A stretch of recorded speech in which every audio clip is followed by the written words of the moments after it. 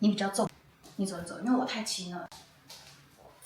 有没有？你走路就有声音，因为这一场屋主是发给另外一间厂商做，我们这样踩也是有声音。有时候有一些客人会说，那地板怎么踩起来会有声音？今天不管是海岛型耐磨还是欧洲的密集板超耐磨，木地板它只要吸了湿气之后，就像人水喝多了也会水肿，任何东西都会吸湿气。地面是最大面积在地面上的，所以它吸的湿气会最多。它吸了湿气之后，板材它自己会胀，胀了之后它会变得卡得很紧，所以你人的重量踩下去的时候，它的板材摩擦，这是木头摩擦的声音。那就是你不断的来回踩之后，这个声音就会越来越消失。最好的做法就是开除湿机去让它除湿。所以如果说你以后有听到像这样子踩在木地板上有啪啪啪啪啪啪啪的声音，不要觉得这是瑕疵，也不要觉得这是施工有问题，也不要觉得是做不好，这是正常现象。而且这一场地板还不是我做的，有一些厂商就是东西不是他做的，他就会说啊，这是他做不好。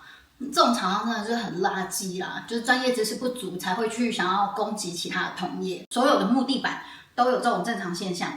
但是有一种情况是，怎么踩都很大声，非常大声，不像刚刚那样子小小声的，然后叽乖，那个就是它已经胀到极限了。或是说还有另外一种是他们的卡扣设计上卡得太紧了，要把板材拿起来削过那个卡扣，让卡扣变松，就是一些木地板完工之后会发生的状况。好，我讲完了。